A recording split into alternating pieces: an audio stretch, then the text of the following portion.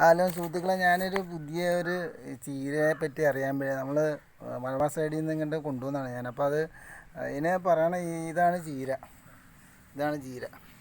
ഇതുണ്ട്.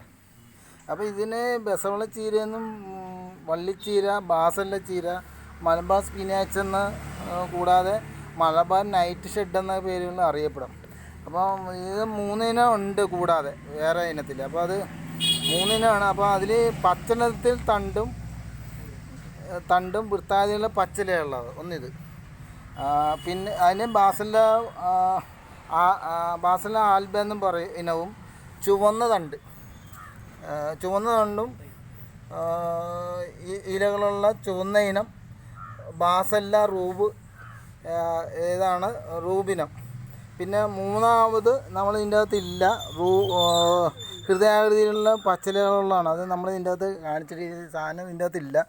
അപ്പോൾ ഇനി ഇത് കൂടാതെ മൂന്നിനം വെറൈറ്റി ചീരകൾ കൂടെയുണ്ട്. പക്ഷെ അത് നമ്മുടെ കയ്യിൽ അതിനെപ്പറ്റി അറിയില്ല. എന്നാലും നമ്മളത് പറയുകയാണ്. മൂന്നിനം കൂടി വേറെ കൂടി ഉണ്ടെന്നാണ് പറയുന്നത്. അപ്പോൾ ഇത് ഏകവർഷ ദ്വിവർഷമായ ഒരു വള്ളിച്ചെടിയാണ് ബാസല്ല ചീര, അല്ലെ വള്ളിച്ചീര എന്ന് പറയുന്നത്. അപ്പോൾ വെള്ള കളറോ പിങ്കോ നിറമുള്ള വെള്ളയോ പിങ്കോ നിറമുള്ള പൂക്കളാണ് തണ്ടിൽ കുലകളായിട്ട് ഈ ചീരയിൽ കാണുന്നുണ്ട്. മൂക്കാത്ത എല്ലാ തണ്ട് അരിഞ്ഞ് പച്ചക്കറിയായിട്ട് നമുക്ക് ഉപയോഗിക്കാം. ചട്ടിയിലോ നിലത്തോ നമ്മുടെ വേലിയിലോ അല്ലെങ്കിൽ വീടിനുള്ളിലോ അലങ്കാരമായിട്ടൊക്കെ നടാവുന്നതാണ്.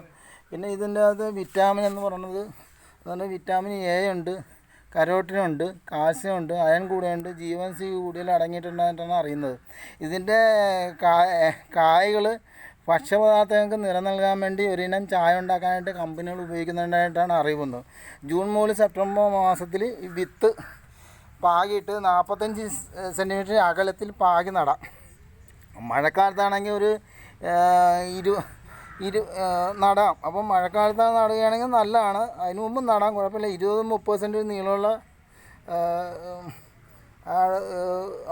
നീളമുള്ള കമ്പ് വേണം എടുക്കാൻ. പിന്നെ pH എന്ന് പറയുന്നത് മണ്ണിൻ്റെ pH എന്ന് പറയുന്നത് 5 മുതൽ 6 വരെ pH ആകാവും മണ്ണിന്, എന്നാലേ ഇത് പിടിക്കുകയുള്ളൂ. പിന്നെ അത് ചെടി ഒന്നിന് 1 കിലോ ചാണകമെങ്കിലും, ഈ ചാണകമെങ്കിലും 1 കിലോ വേണം. പിന്നെ നമ്മൾ ഇതിൻ്റെ ഉപയോഗം എന്ന് പറഞ്ഞാൽ ഒരു 2 മാസം പ്രായമായ പിടിച്ച് കുരുവിട്ട് വിളിച്ച് 2 മാസം പ്രായമെങ്കിലും ആകണം. അപ്പോൾ ആ പ്രായത്തിൽ നിന്ന് 6 ആഴ്ചയെങ്കിലും വളർച്ചയെത്തിയ കമ്പുകളാണ് നമ്മൾ ഭക്ഷണയോഗത്തിന് ഉപയോഗിക്കുന്നത്. അപ്പോൾ ഇലയും കറിക്കായിട്ട് ചീരയായിട്ടൊക്കെ അങ്ങനെ ഉപയോഗിക്കാം.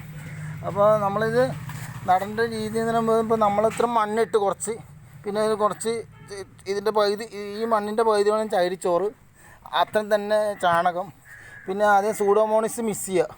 ലാസ്റ്റ് ഇത് മിക്സ് ചെയ്ത് കഴിഞ്ഞ ശേഷം ഇതെല്ലാം കഴിഞ്ഞ് സൂഡോമോണസ് ഇത് ട്രൈക്കോഡർമ വേര് ചെയ്യാതിരിക്കാൻ ട്രൈക്കോഡർമ ഒരു 10 ഗ്രാം, ഇതൊരു ഏതാണ്ട് 10 ഗ്രാം ഉണ്ട്, 10 ഗ്രാം ഇട്ട് മിക്സ് ചെയ്യുക.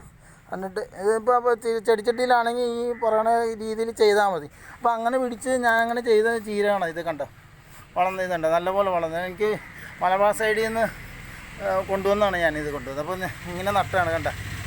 പിന്നെ തുടർന്ന് വീഡിയോ എല്ലാം കാണുക,